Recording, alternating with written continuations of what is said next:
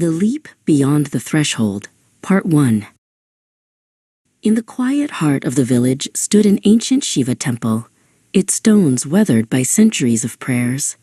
Every morning, before the sun could even paint the sky, Namdev was there. He was 35 years old, a man of simple habits and a heart full of devotion. His first task was always the same: to wake the morning air with the deep, resonant chime of the great brass bell.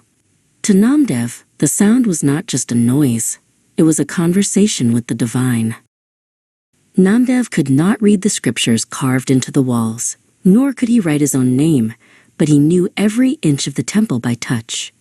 He spent his days sweeping the courtyard and polishing the brass lamps until they shone like fallen stars.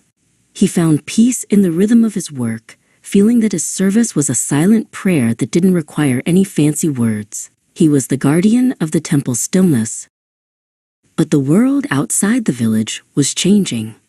The temple, once a secret shared only by the locals, had become a famous destination for travelers from faraway lands. Buses began to arrive, and the quiet courtyards were filled with the chatter of people who spoke in languages Namdev did not understand. Gajanan Rao, the head trustee of the temple, watched the growing crowds with a sharp, calculating eye. One afternoon, Gajanan Rao called Namdev to his office. He pointed to the tourists walking past the windows. "The world is coming to us, Namdev," he said coldly. "These visitors have questions, and they have money. I cannot have a servant who stands silent like a statue. You have 1 month to learn English. If you cannot speak to them by then, I will find someone who can. You will be dismissed." Namdev was terrified. He took the book home and sat by the flickering light of a single candle. He stared at the strange, loopy shapes of the English alphabet, trying to make them mean something. "A, B, C," he whispered, his tongue feeling heavy and clumsy. The letters looked like tangled vines that he couldn't prune. He worked all day and studied all night, but the words refused to take root in his mind. As the weeks passed, the pressure mounted. Namdev tried to practice while he worked. He would polish a pillar and whisper, "Welcome," or "Temple." But when the tourists actually approached him, his heart would race, and the few words he had memorized would vanish like smoke in a breeze. He felt the weight of the month pressing down on him, heavier than the temple's stone roof. The final day of the month arrived. The temple was busier than ever, buzzing with the energy of 100 visitors. Gajanan Rao stood by the main gate, his arms crossed, waiting. He signaled for a group of foreign tourists to approach Namdev.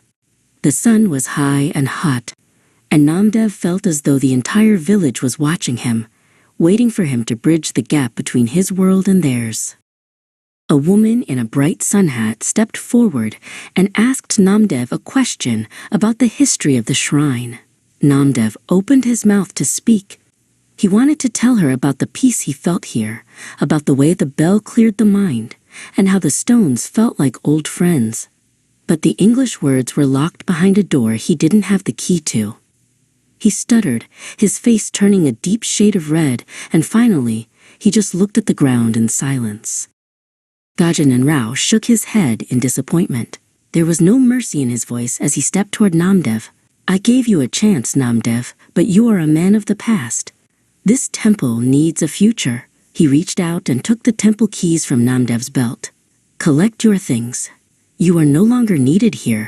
Someone else will ring the bell tomorrow." As evening fell, Namdev sat on the very bottom step of the temple entrance. He was a stranger at the door he had opened every day for years. Suddenly, the evening bell began to toll. It was the same bell, but the rhythm was wrong. Too fast, too hollow. Namdev buried his face in his hands, the tears finally falling. He could no longer ring the bell, but he could still hear it, and every chime felt like a heartbeat he had lost.